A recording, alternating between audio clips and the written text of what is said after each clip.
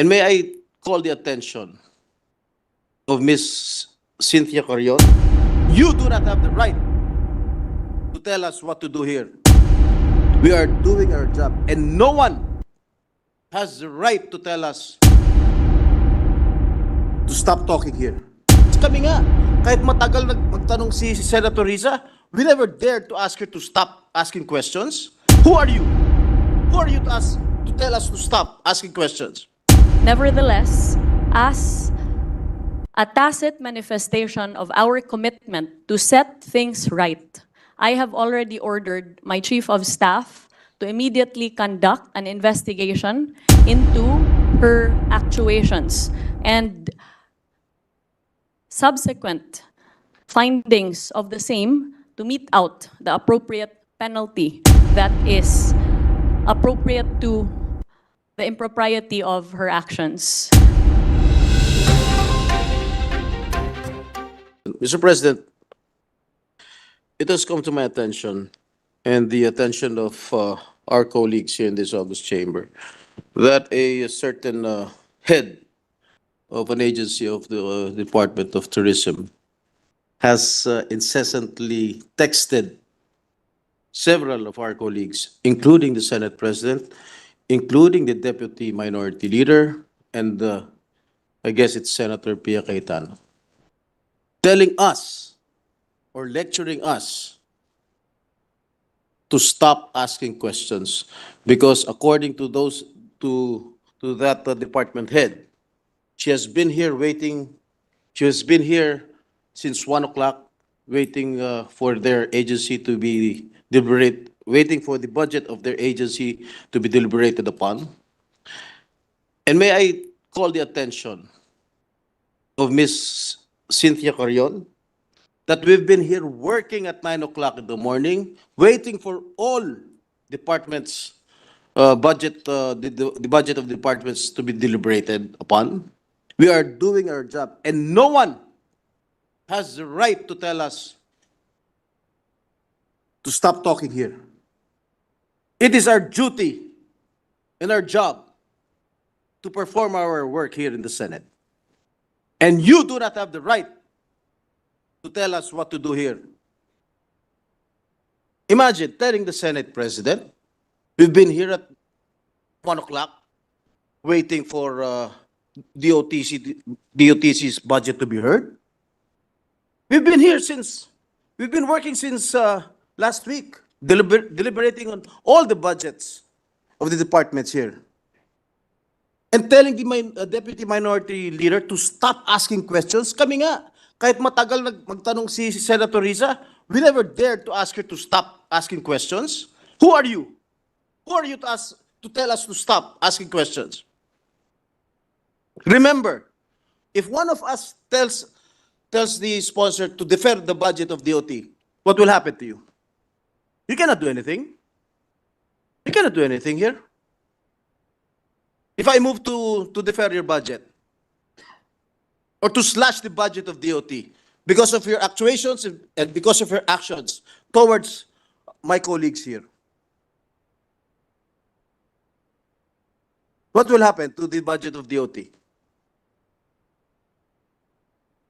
Imagine, even Senator Pia Cayetano, you've been texting her even before.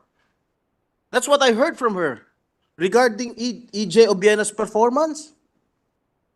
She's a senator. She's a lawyer. She knows what to do. She's a senior member here in this August chamber. You've been a member of PSC, am I right? So you know how the budget runs here in the Senate or even in Congress. You know, we spend wee hours of the morning here. Am I correct? And why are you complaining?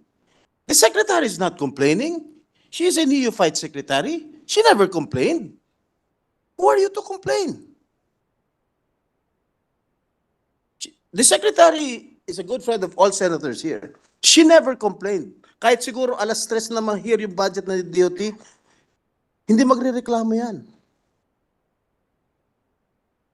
Because she knows what's happening here in Congress or in the Senate in particular. I think Our colleagues, they deserve an apology from you. Sa huli kasi, higit sa lahat tungkol ito sa respeto. Kasi hindi po tayo gumagamit ng sense of entitlement. Ginagawa lang natin at ginagawa namin dito sa Senado ang aming tungkulin, ang aming mandato. I am a member of the minority, a proud member of the minority, and I take offense if our modest Senate President will not, at the Senate President of our institution being texted such messages. Salamat kaayo to Sec Frasco for her apology and the apology as well of another official of the DOT who met us in front near the lounge. I heard the apology of the person concerned, but I think moving forward, words must be followed by action. Pagwasto sa ginawa niya, hindi lang sa ilang individual natin, pero sa buong institusyon natin. So I hope things can be set right in the next days. At hindi lamang sa Senado, pati sa publiko na sumusubaybay sa trabaho namin over the past 2 weeks.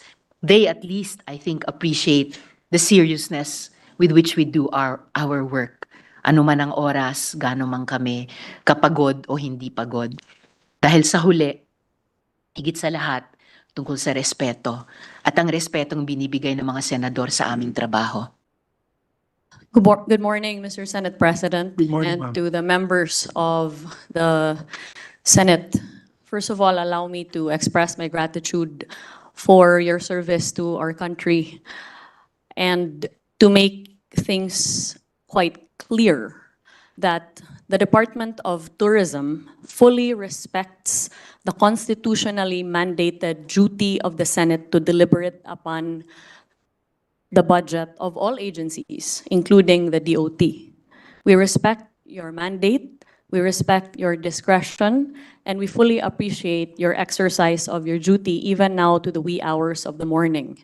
That being said, I share in your shock and dismay at the highly inappropriate, unacceptable, and out-of-line actions of the head of the Philippine Retirement Authority, the recently appointed GM Cynthia Carrion, who, at the beginning of this day, also actually approached me and demanded that we be placed first as far as the schedule of the deliberations of the budget, to which I immediately replied to her to say that we cannot do that because the Senate is an independent body and we must fully respect their schedule, their discretion, their time. We wait like everybody else because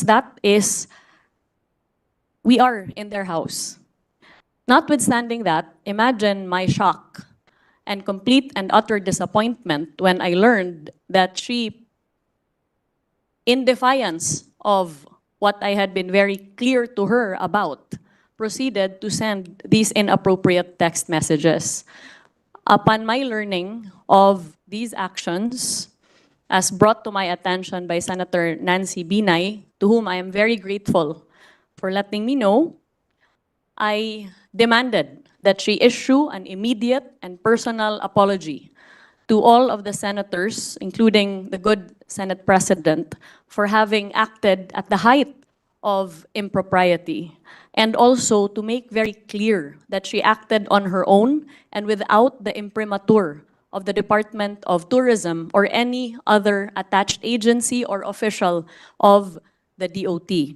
That being said, Mr. Senate President, she earlier apologized personally to the senators. Nevertheless, as a tacit manifestation of our commitment to set things right, I have already ordered my Chief of Staff to immediately conduct an investigation into her actuations and subsequent findings of the same to mete out the appropriate penalty that is appropriate to the impropriety of her actions.